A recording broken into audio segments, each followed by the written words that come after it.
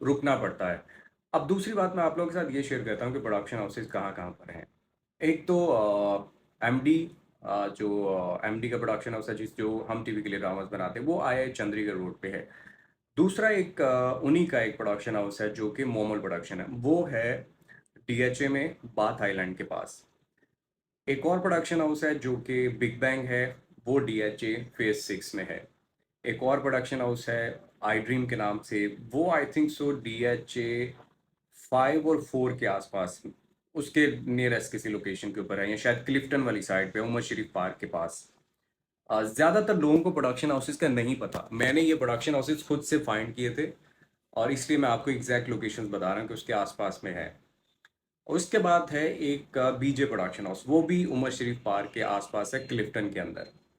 फिर उसके बाद एक और प्रोडक्शन हाउस है, एक और प्रोडक्शन हाउस है गोल्ड ब्रिज, वो फेज़ 2 एक्सटेंशन में है।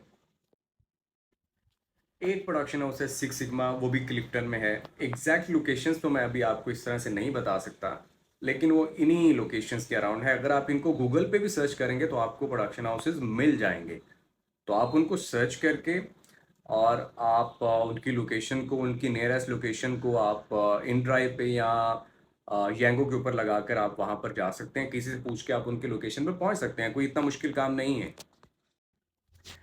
अब सबसे इम्पोर्टेंट बात ये आती है कि आपने उनको अप्रोच किस तरह से करना है। मुझे किसी ने ये कहा था कि स्टार्ट के अंदर आपको अनवांटेड मीटिंग्स करना पड़ती हैं। अनवांटेड मीटिंग्स का मतलब ये है कि आप प्रोडक्शन हाउसेस को ढूंढें, किसी को कॉल मत करें, किसी से मीटिंग का टाइम मत लें, उनकी लोकेशन ढूंढें प्रोडक्शन हाउस की और वहाँ पर पहुँच जाएं, रैंडम जाकर पहुँचें और उनसे कहें कि यार आई एम एन एक्टर, ये मेरा काम का एक्सपीरियंस है, so I am here for the audition, या मैंने किसी से मिलना है, बात करनी है, तो आप उनको बताएं कि ये मेरा काम है, ये मेरा एक्सपीरियंस है, तो मैं काम करना चाहता हूँ, तो वो कुछ तो आपको बताएंगे आगे से।